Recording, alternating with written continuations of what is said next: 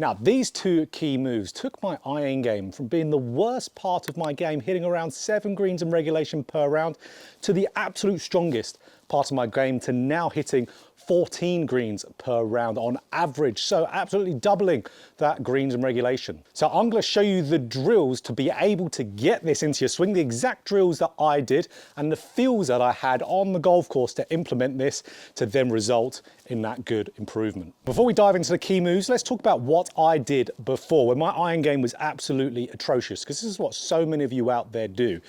And that was, I would get up to the top of my swing looking absolutely fine, and then from there my hips would start to go forward a little bit towards the golf ball, so a little bit of early extension, but my hands would drop dead straight down onto the golf ball. And that just required so much timing to be able to consistently do. I could hit a good one every now and again, as that was quite a nice strike, but I would completely lose control over two things: my club path, so I'd drop the club way too much on the inside, and my club face control, because when the hands drop way down and the hips go forward, essentially you cannot rotate from the golf ball there, because if I try to rotate through the golf ball with the hands down and hips forward, the hips forward with rotation forces the weight more onto my toes. That's not a stable place to turn from. And if the club is really dropped down here with the hands dropping dead straight down and I try to turn, now that club is way too inside the ball line. So that's where I had to hips forward, arms down, and extend the arms and fire through to the right. And absolutely, like we said, we could time that, but that requires way too much work, way too much practice to be able to do so. And there you can very easily see how I hit 7 greens per round. And that was absolutely in my early days in my professional career. So now, way further into my professional career, doubled those greens in regulation. Here's exactly what I did to change it. So instead of the hips going forward and the arms going down, flip that on its head. I started to get the hips going back, but more importantly, the arms going out in front.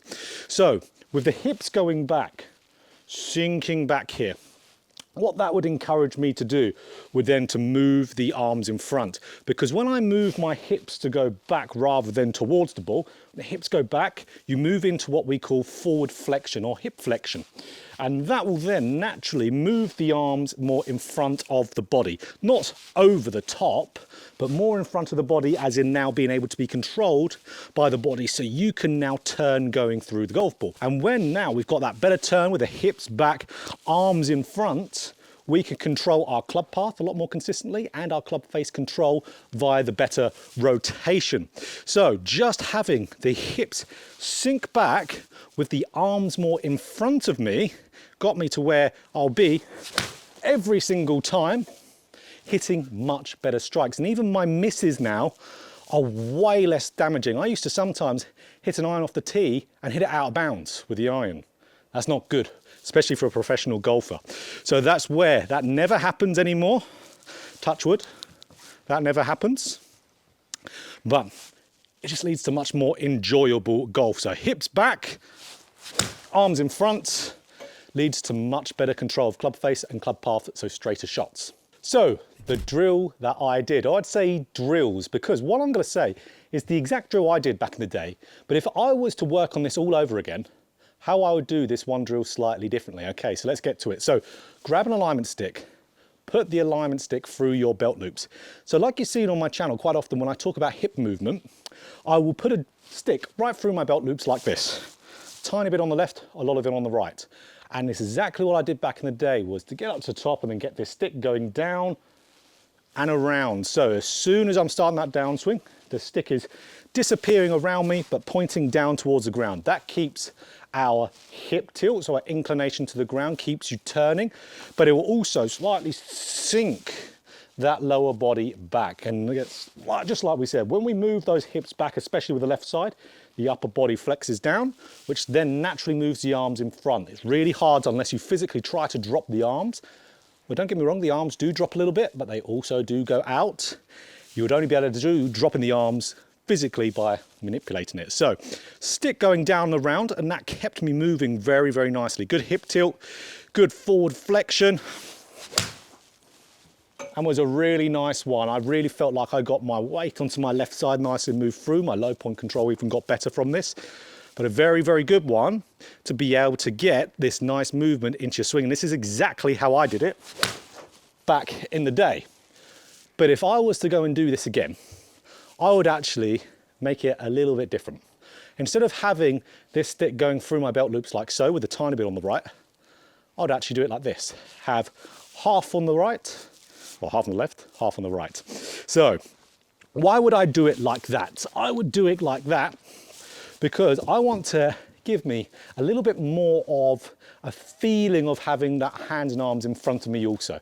Because what I experienced a little bit when I was going out on the golf course while I started to practice with this drill, I found it a little bit hard to bring it onto the golf course, let's say before it was really ingrained into my swing. Because of course, getting lots of repetitions gets things into your golf swing.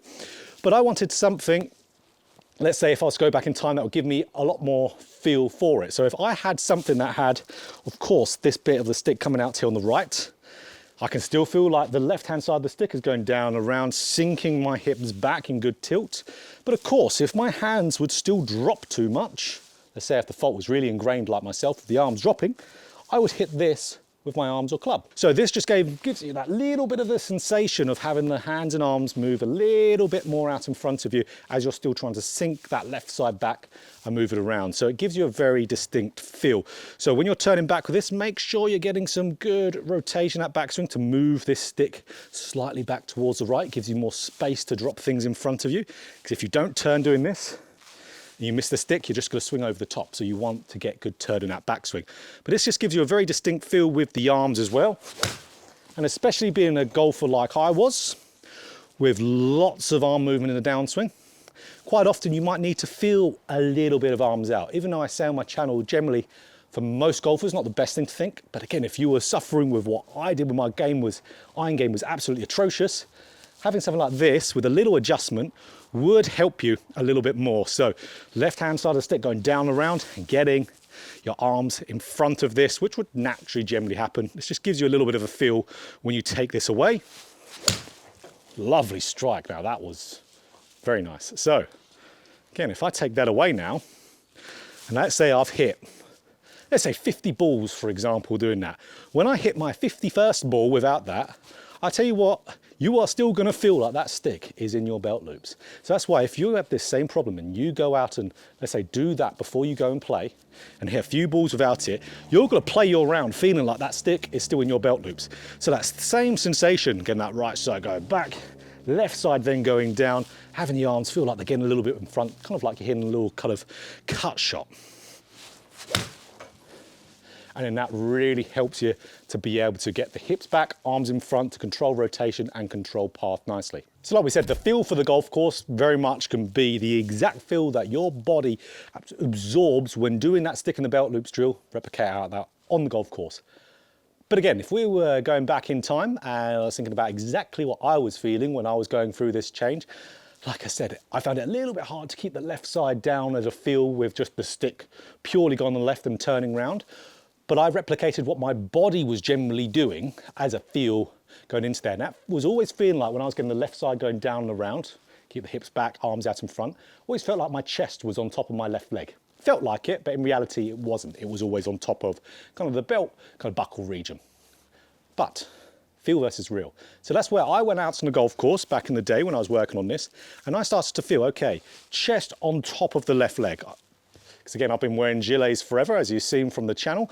I used to feel like the middle zipper, the zipper here on my gilet, was going right on top of my left leg and turning through it. Because if you are pelvis forward, hands down like I was, the upper body can sometimes get too much onto the trail leg, and that will get the zipper on top of the right leg. So if you're feeling on the golf course, just simple external focus here, zipper on top of left leg and turn, that will then get you into forward flexion, which we know what happens when you do that. The hips go back, the chest goes down, and the arms work more in front. So a really nice simple feel that absolutely works.